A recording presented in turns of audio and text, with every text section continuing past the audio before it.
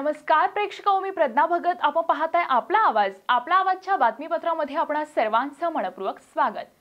श्री विघ्नहर सहकारी साखर कारखान्याच्या 31व्या गळीत हंगामाचा बॉयलर अग्निप्रदीपन समारंभ माजी जिल्हा परिषद सदस्य व प्रगतशील शेतकरी भानुविलास बंसीधर गाढवे आणि यांच्या सुविद्य पत्नी मनीषाताई भानुविलास गाढवे यांच्या शुभ हस्ते करण्यात आला. तसेच IAS होण्याचे स्वप्न उराशी बाळगलेल्या सायली ढमढेरे हिला रेल्वे अपघातात दोन्ही पायांना गंभीर दुखापत झाली असल्याने उपचारासाठी मोठा खर्च येणार आहे. या अनुषंगाने सामाजिक बांधिलकी जपत साखर कारखान्याचे चेअरमन सत्यशील दादा शेरकर यांच्या हस्ते सायलीच्या उपचारासाठी तात्काळ 1,11,000 रुपयांचा धनादेश देण्यात आला. यावेळी उपाध्यक्ष अशोक घोलप, सुमित्राताई शेरकर, तात्यासाहेब गुंजाळ, तानाजी शेठ बेंके, जिल्हा परिषद सदस्य माऊली खंडागळे, ॲडव्होकेट संजय काळे, विठ्ठलबाबा मांडे, नंदुकाका शेरकर, संगीताताई वाघ, जयश्रीताई बोरकर आदी मान्यवरांबरोबरच कारखान्याचे कर्मचारी मोठ्या संख्येने उपस्थित होते.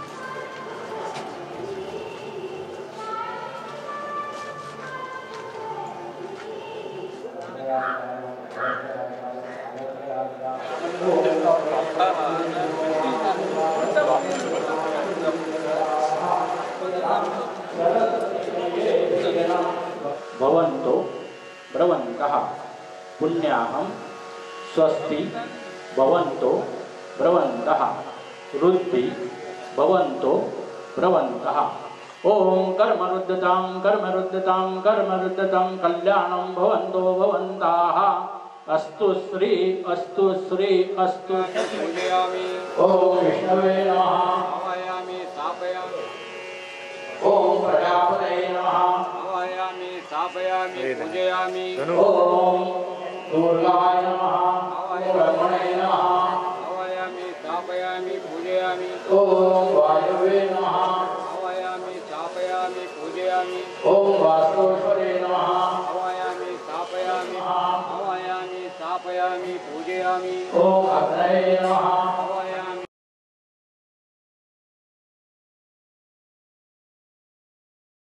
विघ्नहर सहकारी साखर कारखान्याचा सन 2016-17चा गळीत हंगाम आज सुरू होतोय.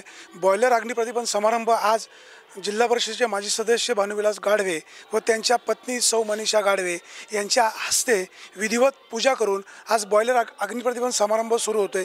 माझ्यासोबत या ठिकाणचे पुजारी आहे. कारखान्याच्या स्थापनेपासून ते या पूजेला प्रत्येक कार्यक्रमाला हजर असतात. त्यांच्याकडून जाणून घेऊयात कशा पद्धतीनं नियोजन आहे. काय सांगाल पुजारी काका? या ठिकाणी दरवर्षी येत असतो. ज्यावेळेस कारखाना चालू होतो त्याला बॉयलर प्रदीपन समारंभ असं म्हटलं जातं. बॉयलर म्हणजे मराठी भाषेमध्ये जर आपण त्याचं हे केलं तर बाष्पके असं होतं.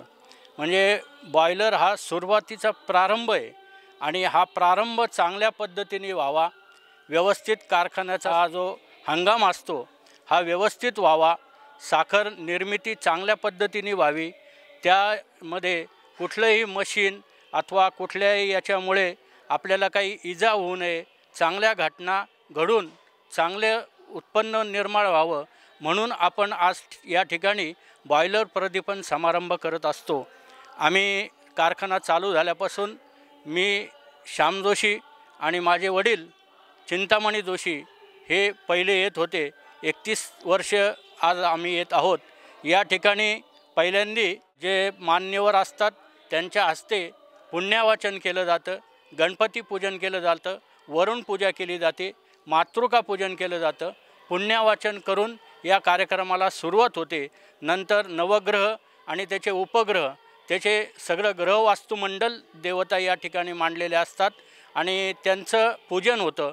स्थापना होती, योगिनी मंडलाची स्थापना होती आणि या सगळ्यांची ग्रहांची स्थापना झाल्यानंतर या सर्व ग्रहांचं हवन होऊन या ठिकाणी जो अग्नी निर्माण होतो, अग्नी प्रज्वलन होतो, तोच अग्नी या ठिकाणी आपण बॉयलरमध्ये म्हणजे बाष्पकेमध्ये टाकला जातो आणि त्याच्यामुळे सुरुवात होते, प्रदीपन समारंभ होतो आणि बॉयलर चालू होतो आणि कारखान्याला सुरुवात होते. असं हे कार्यक्रम दरवर्षी या ठिकाणी यथासांग यथाविधी आणि मान्यवरांच्या हस्ते शांततेत व्यवस्थित धार्मिक दृष्ट्या पार पडतो आणि आम्ही या ठिकाणी येत असतो. राज्यातील साखर कारखाने काही प्रमाणात अडचणीमध्ये आहे. विघ्नर सहकारी साखर कारखान्याचा कारभार पहिल्या 10 कारखान्यांमध्ये वरच्या क्रमांकाचा घेतला जातो. कसं पाहता याकडे आणि काय सांगाल आपण? अतिशय यामागे कारखान्याचे जे पहिल्यापासूनचे जे संस्थापक आहेत त्यांनाही मी पाहिलेलं आहे. त्यांच्याबरोबरही या ठिकाणी सर्व काम केलेलं आहे मी आणि त्यांनाही पूजा सांगितलेल्या आहेत.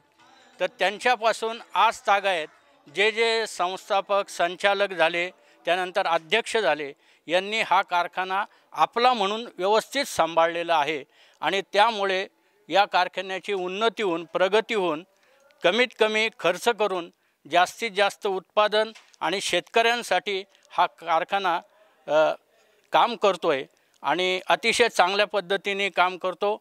आम्ही दरवर्षी या ठिकाणी येतो, त्यामुळे आम्हाला कारखान्याची प्रगती कळत असते आणि बरीचशी पारितोषिकं या कारखान्याला मिळालेली आहेत. या कारखान्याची अशी उत्तरोत्तर प्रगती होऊन त्यांना अधिक प्रमाणात सहकार्य करावं, सरकारने देखील याला मदत करावी असे आमची एक भावना आहे. आम्ही स्थापित देवता हवनं करिष्ये सोडून द्यावं पाणी इथे सुभागाने प्रतिष्ठापयामी अग्निम आरोग्य सोडून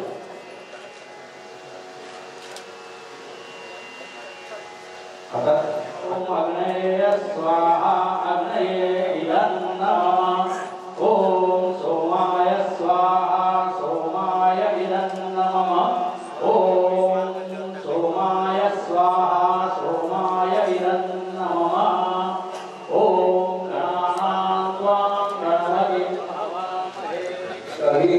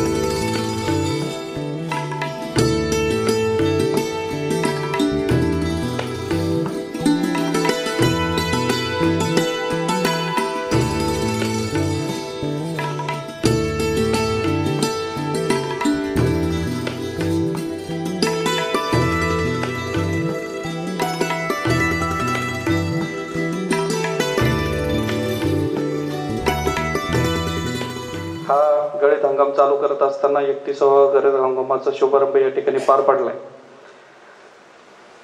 शासनाने खरं तर तारीख लेट केल्यामुळं हा गळीत हंगाम आपला लेट चालू होतोय. अन्यथा आता आपल्या ऊसाची तोड या ठिकाणी चालू झाली असती आणि आपल्या कारखाना स्थळावर लेबर पोच सुद्धा झाले असते. परंतु तारीख लेट डिक्लेअर केल्यामुळं आपण 2 तारखेपर्यंत कमीत कमी लेबर आणायची तयारी या निमित्तानं या ठिकाणी करतोय. त्याचबरोबर 10 नोव्हेंबरला गळीत हंगामाची जवळपास आपली या निमित्तानं सुरुवात होणार आहे. जवळपास या हंगामाच्या चालू करण्यासाठी 700 टायर बैलगाडी, 200 ट्रक टायर गाडी, 300 ट्रक टोळी, तसंच 5 आपले हार्वेस्टर म्हणजे तोडणी यंत्र आहे, त्याची सगळी तयारी या निमित्तानं झालेली आहे. कोजन प्रकल्प असेल, डिस्टिलरी प्रकल्प असेल, याची ओव्हरलाईनची कामं, सगळी कारखान्याची ओव्हरलाईनची कामं पूर्ण झालेली आहे. आणि आत्ता कारखाना म्हणजे रेडी पोझिशन आहे की कुठल्याही परिस्थितीत लेबर आलं का आपण लगेच कारखान्याची सुरुवात या निमित्तानं करणार आहोत. या निमित्तानं कंत्राटदार, वाहतूकदार ज्यांनी याही वर्षी मागच्या वर्षी सहकार्य केलं, कुठल्याही प्रकारचा ॲडव्हान्स न घेता आपल्याकडे करार करून दिलेले आहेत, त्यांनाही या निमित्तानं धन्यवाद देतो की याही वर्षी त्यांनी कुठलाही ॲडव्हान्स न घेता आपल्या या ठिकाणी कारखान्याला करार करून दिलेला आहे. त्याचबरोबर 8 लाख मेट्रिक टनाचा आपलं या वर्षीचं गाळप आहे. दुष्काळाचा आपल्याला सावट पडला. या दुष्काळाच्या मुळं आपल्याला या ठिकाणी ऊसाचं क्षेत्र कमी झालं. परंतु आता जे काय आपल्याला चांगला पाऊस पडलेला आहे त्याच्यामध्ये आपल्याला चांगल्या पद्धतीचं आता ऊसाची लागवड झालेली आहे. परंतु ऊसाचं क्षेत्र यावर्षी कमी असल्यामुळं जवळपास बराचसा ऊस आपल्याला गेटकेनचा बाहेरून आणावा लागणार आहे. आणि तो गेटकेनचा बाहेरून ऊस आणायला लागल्यामुळं ऊसाचं क्रशिंग कमी झाल्यामुळं नक्कीच आर्थिक तोटा हा आपल्या कारखान्याला या निमित्तानं बसणार आहे. या निमित्तानं विनंती एवढीच राहील की परिसरातील सगळ्या ऊस उत्पादकांनी आपल्या कारखान्याला सगळा ऊस या ठिकाणी घालावा. त्याचबरोबर महाराष्ट्रातील अनेक कारखाने या ऊसाचं क्षेत्र कमी असल्यामुळं चालणार नाहीत. अनेक कारखाने बंद राहणार आहेत. जे काही कारखाने बरेचसे चालतील ते कमीत कमी 2 ते 3 महिनेच या निमित्तानं चालू शकतील. कारखान्याला केंद्र सरकारने FRP देणं बंधनकारक केलेलं आहे. त्यामुळं आपण जे काय FRP साठी सरकारकडून कर्ज घेतलेलं आहे किंवा कर्ज घ्यावं लागते किंवा सरकार जे काय आपल्याला कर्ज देते ते खरं तर सरकारचे जे काय धोरणं आहेत ती थोडीफार चुकीची असल्यामुळं आपल्याला त्याच्या अडचणी नक्कीच जाणवत आहेत. स्टॉक लिमिटचा मध्ये विषय निघाला होता. कारखान्यांना ऑक्टोबरपर्यंत 27-37% साखर ठेवायची परमिशन होती. नंतर सप्टेंबरमध्ये 24% साखर ठेवायची परमिशन आहे. म्हणजे आत्ता सप्टेंबरपर्यंत फक्त 24% साखर ठेवायची परमिशन दिलेली. आणि आपल्याकडे सगळ्यात पुणे जिल्ह्यामध्ये सगळ्यात जास्त 1 नंबरची साखर साठा कोणाकडे होता तर आपला विघ्नर सहकारी साखर कारखाना होता. आणि असलेल्या ऊसाची कमतरता, महाराष्ट्रामध्ये असलेल्या साखरेचा तुटवडा आणि सगळ्यात जास्त आपल्याकडे असलेली साखर याच्यामुळं सगळ्यात जास्त फायदा आपल्या विघ्नर कारखान्याला झाला असता. परंतु शासनाच्या धोरणाप्रमाणे करोडो रुपयाचं नुकसान हे आपल्या कारखान्याला त्या निमित्तानं झालेले. त्यानंतर इथेनॉलवरील आबकारी कराची सवलत असेल, एक्सपोर्ट साखरेवर ड्युटी भरावी लागते, ती भरायला लागते. आणि कारखान्याला 200-300 रुपये कमी किमतीत साखर एक्सपोर्ट पण करायला लागली शासनाच्या धोरणानुसार. तर अशा प्रकारचा आर्थिक तोटा खरं तर हा शासनाच्या काही धोरणांमुळे आपल्याला कारखान्याला सोसावा लागतोय किंवा आपण या निमित्तानं सोसलेला आहे.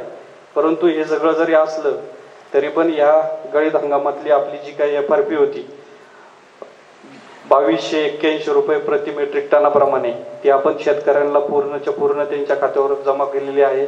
जवळपास आपण 247 कोटी एवढी FRPची रक्कम आपण शेतकऱ्यांना ह्या मागच्या गळीत हंगामाच्या दिलेली आहे. त्याचबरोबर 2009 आणि 10 मधील आंबीमलातले आपण 200 रुपयाची कपात केली होती. त्यातले आपण 100 रुपये प्रमाणे पैसे मागच्या वेळेला जे काही दिले होते त्याच्यातले 100 रुपये प्रमाणचे राहिलेले पैसे आपण काल आणि आज आपल्या शेतकऱ्यांच्या खात्यावर ते जमा केलेले आहेत दिवाळीसाठी. त्याचबरोबर आपण 12-13 मधले जे काही अनुदान होतं आपलं 43 लाख रुपये, तेही आपण शेतकऱ्यांच्या खात्यावर जमा केलेले आहे. त्याचबरोबर 15-16 मध्ये जाहीर केलेलं 80 लाख रुपये ठेवीवरील 2 वर्षाचं व्याज, अशी 2,75 लाख रुपये सप्टेंबर पूर्वीच आपण अदा केलेले आहेत. त्याचबरोबर 9-10 मधील हंगामातील उर्वरित ठेव 100 प्रमाणे, म्हणजे तेच आता आपले जवळपास 19 लाख रुपये आज ते बँकेमध्ये आपले जमा होते. कामगारांना 15% बोनस एक रकमी आपण या वेळेला आत्ता जमा केलेली आहे. काल आणि आजपर्यंत ते जवळपास आपल्या कामगारांना ते मिळून जातील. त्याची रक्कम जवळपास 2,57 लाख रुपये जमा होते. अशी जवळपास या वर्षभरामध्ये 270 कोटी रुपये आपण कामगार असतील किंवा शेतकरी असतील यांच्या खात्यावर ह्या मागील हंगामामध्ये शेतकऱ्यांच्या खात्यावर जमा केलेले. कारखान्याकडं माझ्या माहितीप्रमाणे शेतकऱ्यांना देणं हे मागचं आणि पुढचं धरून कुठल्याच पद्धतीचं राहिलं नाही. काकडे साहेब बरोबर ना, कुठलंच आपलं शेतकऱ्यांना देणं कुठलं राहिलेलं नाहीये. यावर्षी खरं तर दिवाळीची आपण दरवर्षी शेतकऱ्यांना साखर देतो, ते साखर वाटप आपण गट ऑफिसला केलेलं आहे आणि गट ऑफिसच्या मार्फत आपण सर्व शेतकऱ्यांना साखर देतो. 15 रुपये किलोनी आपण त्यांना साखर देतो. जवळपास धरलेला बाजारभाव जर बघितला आणि 15 रुपये जर 25 रुपये कमी स्वस्त आपण आपल्या शेतकऱ्यांना साखर देतो. जवळपास 25,000 पोती आपल्याला फक्त आपल्या ऊस उत्पादकांना वाटायला ती साखरेचे लागतो. किती कोटीची रक्कम होती? जवळपास 5.5 कोटी रुपये आपण साखर हे आपल्या फक्त ऊस उत्पादकांना या निमित्तानं देत असतो दिवाळीच्या निमित्तानं, आणि ती पण आपण चालू केलेली आहे किंवा आता या दिवाळीच्या निमित्तानं आपण त्यांना देत असतो.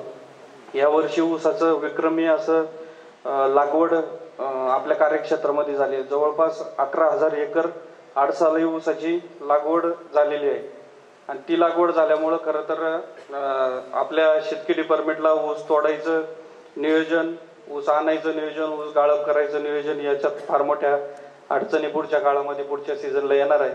तर सगळ्यांनी त्या निमित्तानं सहकार्य करावं अशीच या निमित्तानं अपेक्षा ठेवतो. कारखानदारी चालत असताना अनेक चढ उतार आणि अनेक अडचणी या कारखानदारी क्षेत्रामध्ये येत आहेत. नेहमी असं वाटतं का आता परिस्थिती सुधारलेली आहे ना, आता आपण व्यवस्थित चाललेलो आहे, पण परत उद्या काही ना काहीतरी अडचण ही उभी राहते आणि ह्या अडचणीतून सुद्धा आम्ही सर्व संचालक मंडळीच्या बरोबर, संचालक मंडळीच्या मार्गदर्शन, संचालक मंडळाबरोबर सगळेजण काम करत असताना या अडचणींवर मात करत असतो. त्याचबरोबर या जो काय आता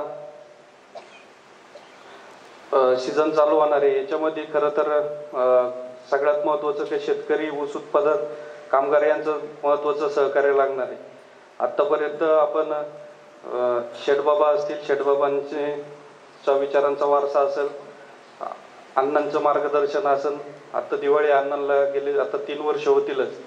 अण्णा गेल्यापासून खरं तर सर्व संचालक मंडळ असेल, आपण सर्व मंडळी 3 वर्ष माझ्याबरोबर उभे राहिले, म्हणून खरं तर हे सगळ्या गोष्टी करता आल्या आणि शक्य झाल्या. आज कारखाना अडचणीतून बाहेर पडलाय. उद्या भविष्यात आपण चांगल्या पद्धतीचा बाजारभाव या कारखान्याच्या माध्यमातून देणार आहोत. कारखान्याचं नाव हे आपण उंचावर कशा पद्धतीने पोहोचवतील अशा पद्धतीचं आम्ही सर्व संचालक मंडळी एकत्र येऊन नेहमीच त्या पद्धतीने वाटचाल करतोय. अशाच पद्धतीचं सहकार्य आपण सर्व मंडळींनी ठेवावं, सर्व कर्मचाऱ्यांनी ठेवावं असं या निमित्तानं सांगतो. अधिकचा वेळ घेणार नाही. अनेक मान्यवर या ठिकाणी उपस्थित आहेत. सगळ्यांना 2-2 शब्द शुभेच्छा द्यायच्या येणाऱ्या दिवाळीच्या, त्याचबरोबर या येणाऱ्या सीझनच्या आपण सर्वांना या ठिकाणी शुभेच्छा देतो आणि थांबतो. धन्यवाद. शासनाच्या काही धोरणामुळे यावर्षी ऊसाची कमतरता आहे आणि त्यामुळं या वर्षीचा हंगाम देखील उशिरा सुरू होतोय.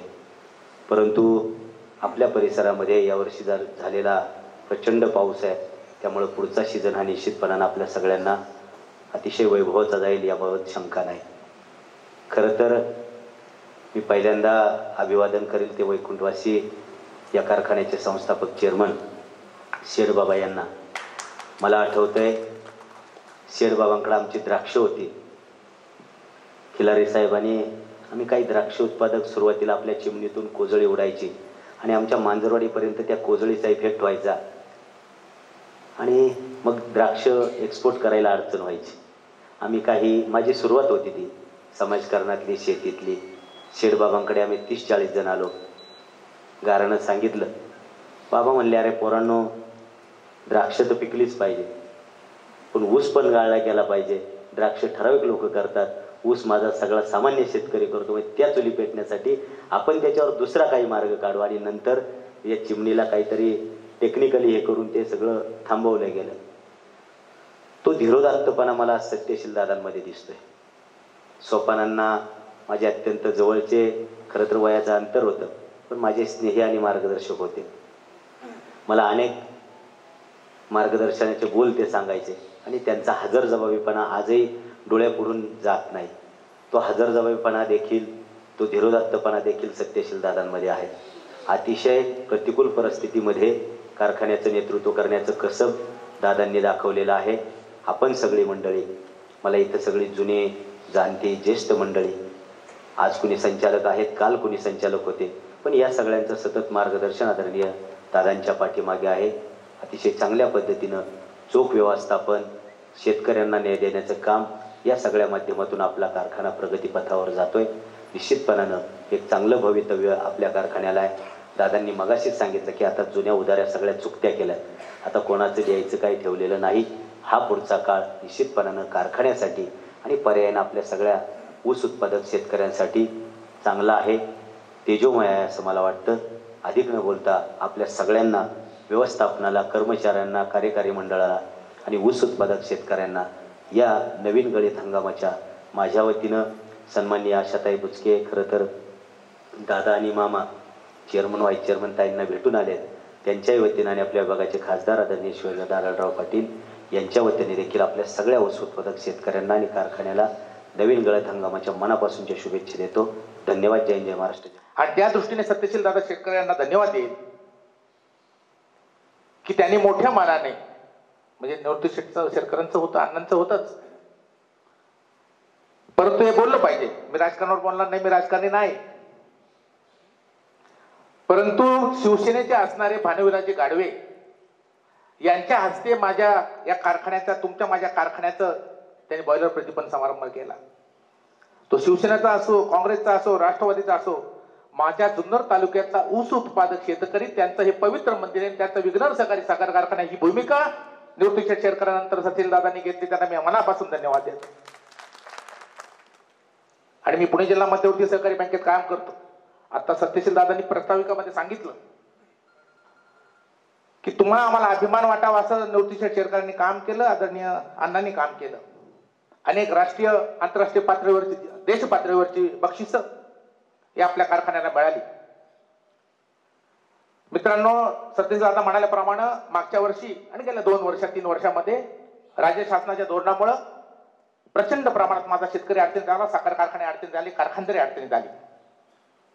तुम्हाला माहिती आहे की 2 वर्षापूर्वी जवळजवळ 16-17 रुपये भाव झाला साखरेचा. शेतकरी म्हणतो 3000 रुपये टन पाहिजे. अण्णा, खर्चाचं प्रमाण काय? शेतकऱ्याला मागणी 3000-3.500 कुठं द्यायची? FRP द्यायची पाहिजे, नाही तर कारखान्यावर फौजदारी करू. अशा प्रकारचे शासनाचं धोरण. अशा कठीण परिस्थितीमध्ये सत्यशील दादा आणि त्यांच्या सगळ्या सहकाऱ्यांनी हा कारखाना आपला चांगला चालवला. आणि माझ्या जुन्नर तालुक्यातल्या शेतकऱ्यांना त्यांची FRP देऊन देखील भक्कमपणाने आता ते म्हणाले की सगळं कर्जमुक्त करून हा खंबीरपणे कारखाना उभा आहे. याचा मोठा धन्यवाद मी त्यांना देतो. आज त्यांनी सांगितलं 5 कोटी रुपयाची साखर माझ्या शेतकऱ्यांना, सभासदांना त्यांनी दिलेली.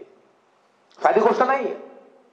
ते म्हणाले तसं खरं आहे की सुंदर पुणे जिल्ह्यामध्ये जेव्हा पाहतो तेव्हा आदरणीय अजितदादा म्हणतात, वळसे पाटील म्हणतात की खरंच विघ्नहर सहकारी साखर कारखाना, भीमाशंकर सहकारी साखर कारखाना पुणे जिल्ह्यामधले अप्रतिम असे कारखाने आहेत. सगळ्या उत्पादनामध्ये, कार्यकुशलतेमध्ये, सगळ्या क्षेत्रामध्ये, साखर उतारा असेल, काटकसर असेल, अत्यंत चांगल्या प्रकारे कारखाना चाललेला आहे. आणि त्याचा आज पहिलं प्रतिपन्न समारंभ आहे. आणि माझ्या शेतकऱ्याला पैसे जास्तीत जास्त भाव हा देण्याचा प्रयत्न कारखान्यात केला, FRP दिलेली आहे. मित्रांनो, तुम्हाला सांगितलं पाहिजे की यांना धन्यवाद का दिले पाहिजे. आपण शेतकरी सुखी काय? शेजारच्या तालुक्यामध्ये एक मोठा महाराष्ट्राच्या मंत्रिमंडळात काम केलेला नेता, त्याचा कारखाना जप्त झाला बाळासाहेब खिलारीजी बानुलाजी, की माझ्या शेतकऱ्यांचं सभासांचं देणं देऊ शकला नाही, कारखान्याचा पगार देऊ शकला नाही. पुणे जिल्ह्यात एक कारखाना असा आहे, आता दादांनी सांगितलं 15% लाभांश दिला. माझ्या जे कारखाने जे कामगार माझे घाम गाळतात त्या कामगारांच्यासाठी सुद्धा बोनस दिला, चांगला पगार दिला.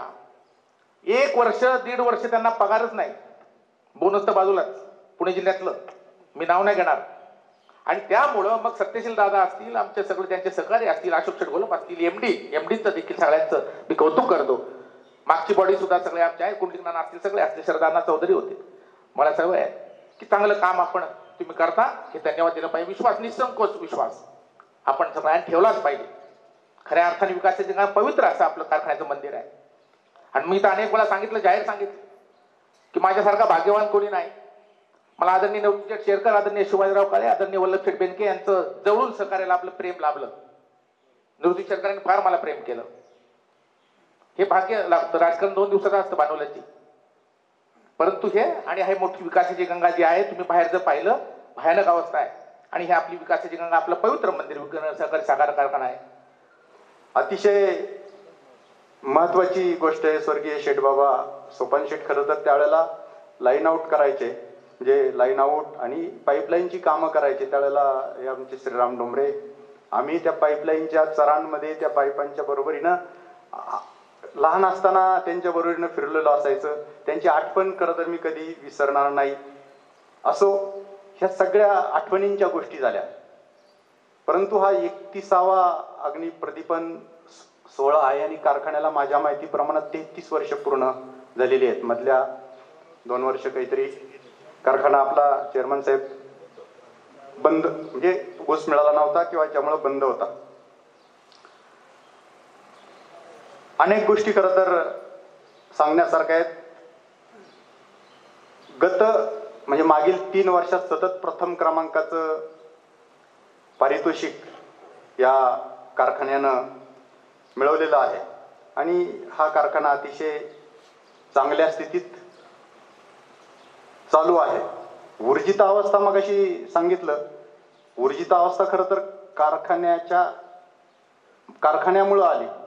हमीभाव, पक्का हमीभाव खरं तर कारखान्यानं दिला. ऊस, केळी, कांदा या सगळ्या गोष्टींमधून गेल्या वर्षी पैसे मिळाले. गेल्या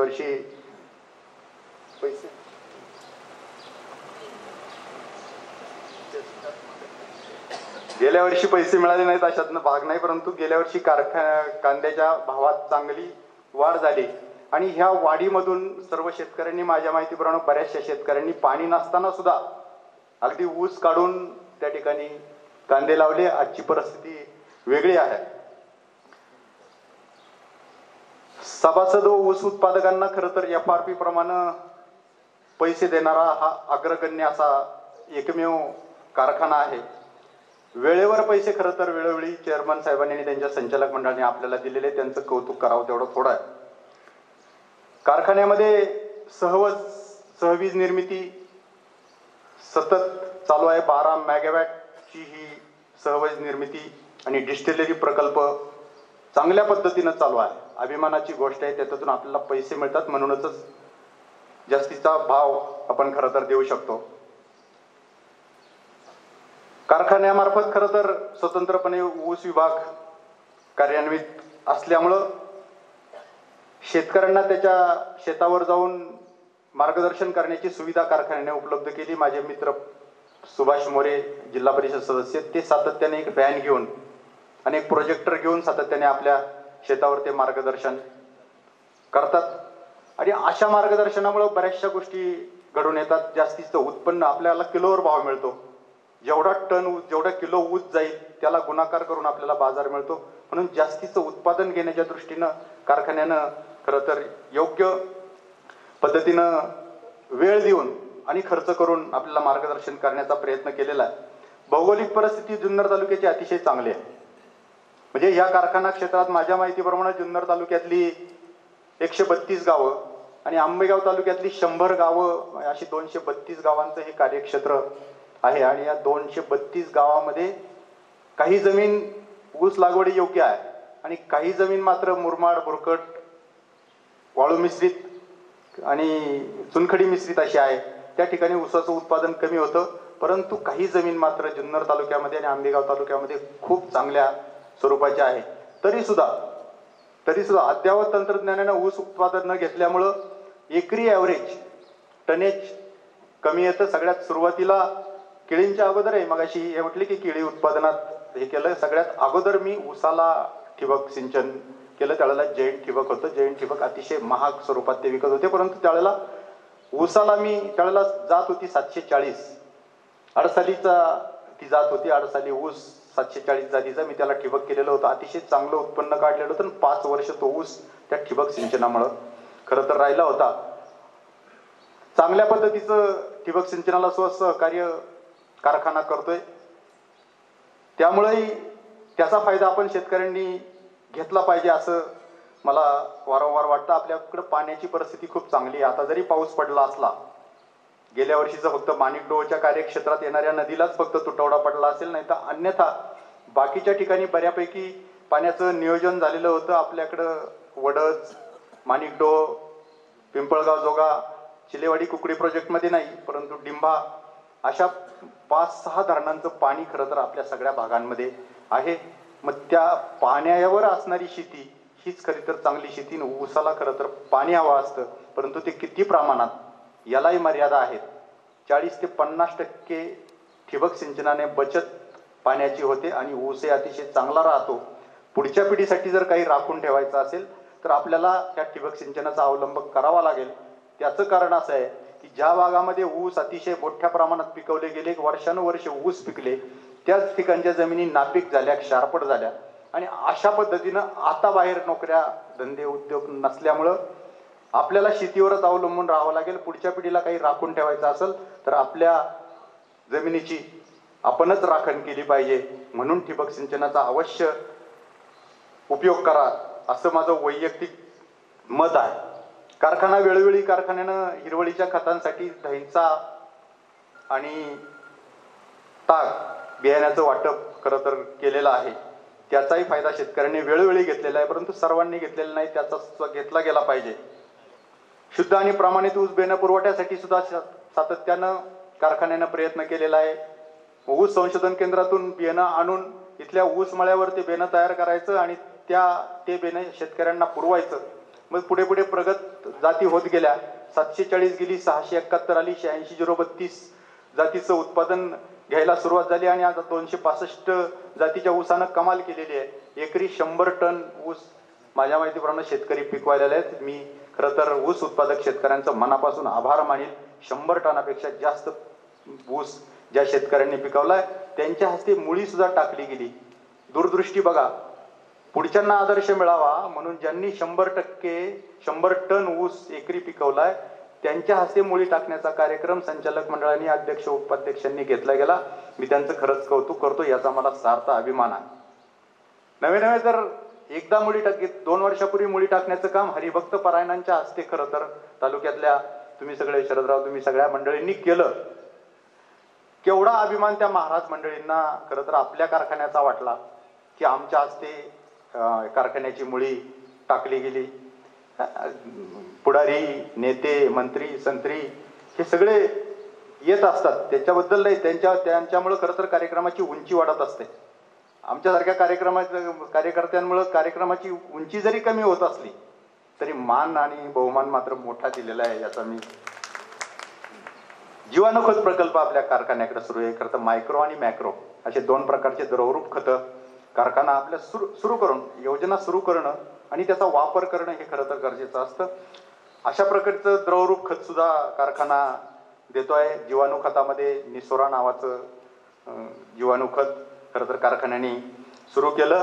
त्यावेळेला खरं तर त्याच्यावर टीका झाली, म्हणजे याच्यात काय आहे, परंतु खऱ्या अर्थानं ते वावरात नेऊन टाकल्यानंतर त्याचा उपयोग शेणखताबरोबर मिसळलं तर अधिक होऊ लागला.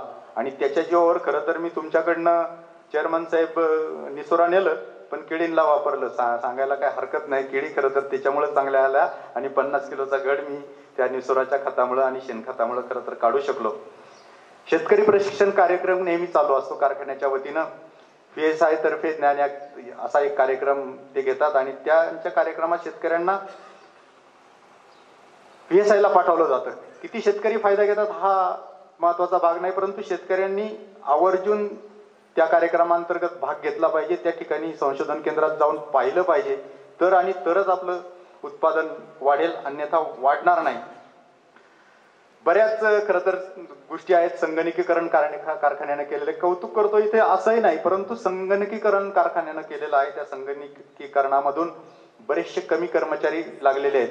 म्हणजे आपल्यात रोजगार निर्मिती झाली नाही असं तुम्ही कुणी म्हणाल समजा, परंतु संगणकीकरण झाल्यामुळं सगळं अप टू डेट तुम्हाला मिळायला लागलं. तुमच्या मोबाईलवर सुद्धा आता ही एक सिस्टीम त्यांनी IVR अशी एक सिस्टीम आणलेली आहे. तुमच्या मोबाईलवर इथून पुढे तुमचं ऊस बिल, तुमचं ऊसाचं टनेज हे तुम्ही एक क्लिक केलं की त्याच्यात सगळं अहवालामध्ये लिहिलेलं आहे. तुम्ही कोणतं बटन दाबा, 1 दाबा, 2 दाबा, 3 दाबा आणि मग तुमच्या मोबाईलवर तुमचा गेलेला ऊसाचं वजन येईल. 15 दिवसांनी तुम्ही परत क्लिक केलं की तुमच्या मोबाईलवर तुमचं ऊसाचं बिलाचं पेमेंट सुद्धा येईल. अशा प्रकारची योजना सुद्धा नाना आपण सुरू केलेली आहे. अतिशय बोललं तर बरंच काही होईल. मी आपल्या सगळ्यांना खरं तर दिवाळीच्या मनापासूनच्या शुभेच्छा देतो. विघ्नर सहकारी साखर कारखान्याचा बॉयलर अग्निप्रतिपण समारंभ आज मोठ्या थाटामाटात पार पडलेला आहे. कारखान्याचा मालक असतो तो ऊस उत्पादक शेतकरी सभासद. कारखान्याच्या संचालक मंडळाने कारखान्याच्या मालकाच्या हस्ते बॉयलर अग्निप्रतिपण समारंभ केलेला आहे. ज्यांच्या हस्ते केला आहे ते भानुविलासजी गाढवे. भानुविलासजी गाढवे हे अतिशय तळमळीचा कार्यकर्ता आहे. कारखान्याचा कारभार कधी जर नीट चालला नाही तर त्या दृष्टिकोनातून ते कारखान्याच्या संचालक मंडळाचा काने ओढत होते. एक सर्वसामान्य शेतकरी शिवसैनिक यांच्या हस्ते आज हा कार्यक्रम पार पडलेला आहे. कसं पाहतात याकडे, काय वाटतं त्यांना, आपण जाणून घेऊयात. गाढवे साहेब, आपण काय सांगाल? एक कारखान्याचा मालक, ऊस उत्पादक शेतकरी यांच्या हस्ते बॉयलर अग्निप्रतिपणाचा कार्यक्रम झाला, आपण काय सांगाल? बॉयलर अग्निप्रतिपणाचा कार्यक्रम माझ्या हस्ते झाला. खरं तर कौतुकाची गोष्ट आहे. या कारखान्याचा तसा मी सुरुवातीच्या काळामध्ये विरोधक पण तत्वानी होतो. नंतरच्या काळामध्ये स्वर्गीय सोपानशेठ शिरकरांचे विचार खरं तर पटले. वेळोवेळी ऊस उत्पादकांना त्यांनी मार्गदर्शन केलं आणि चांगला बाजार देण्याचा प्रयत्न केला. या अनुषंगाने आम्ही कारखान्याकडं सातत्याने ओढलो गेलो. मी तानाजी शेठ, रवळे ही सगळी मंडळी तशी विरोधातली, परंतु तरीसुद्धा नंतरच्या काळामध्ये सत्यशीलदांनी ही संचालक मंडळाची निवडणूकसुद्धा बिनविरोध घडवून आणली आणि त्यांच्या कार्यानं खरं तर मी सद्गतीत होऊन त्यांच्याबरोबरीनं आलो. आज त्यांनी माझा विरोधक असतानासुद्धा सन्मान केला. याचा अर्थ असा आहे की सगळ्यांना बरोबर घेऊन जाऊन काम करण्याची संधी खरं तर हे संचालक मंडळ चेअरमन, व्हाईस चेअरमन देत आहेत आणि अतिशय चांगल्या प्रकारचा अभिमान आम्हाला आहे. त्याचं कारण असं आहे की या ऊसामुळं शेतकऱ्यांची अवस्था खरं तर चांगली झाली, आर्थिक प्रगती झाली आणि ह्या ऊसाच्या पैशांमुळं शेतावर घरं, बंगले आम्ही बांधू शकलो. ही सगळी किमया जी विघ्नर कारखान्याची आहे. म्हणून खरं तर सत्यशीलदांचं, त्यांच्या सगळ्या टीमचं मी अभिनंदन करतो आणि त्यांच्या विचारांमध्ये सामील होतो आहे. गाढवे साहेब, जिल्हा परिषद निवडणूक समोर आलेली आहे. निवडणूक डोळ्यासमोर ठेवून कदाचित असं नियोजन असू शकतं?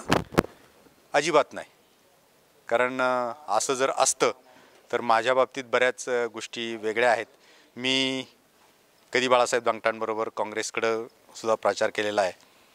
मी त्याच्या शिवसेनेचा जिल्हा परिषद सदस्य जरी होतो तरी यावेळेला शरददांच्या कार्याने प्रभावित होऊन त्यांचंही काम केलेलं आहे. असं काही नाही. राजकारण हे 40 दिवसाचं असतं. 10 दिवसांचा कालावधी असतो, 30 दिवसांचा फॉर्म भरणं आणि हा सगळा कार्यक्रम असतो. 40 दिवसामध्ये हा सगळा कार्यक्रम संपला पाहिजे आणि सर्व लोकांनी एकत्रित राहिलं पाहिजे. राजकारणाचं कडू हे फार दूरपर्यंत पोचलं नाही पाहिजे अशा मताचा मी माणूस आहे. त्यामुळं गटागटात, भावकीत, भावाभावांमध्ये वाद निर्माण होतात. हे राजकारण सगळ्या क्षेत्रांपासून दूर राहिलं पाहिजे असं माझं वैयक्तिक मत आहे. विघ्नर सहकारी साखर कारखान्याच्या 31व्या गळीत हंगामाचा आज बॉयलर अग्निप्रतिपण समारंभ पार पडलेला आहे. सहकारामध्ये अनेकदा वेगवेगळी मतं असतात. नेत्यांना आणून कार्यक्रम घेऊन आपली उंची वाढवण्याचा प्रयत्न केला जातो। विघ्नहर सहकारी साखर कारखाने यामध्ये काही बदल केलेला आहे।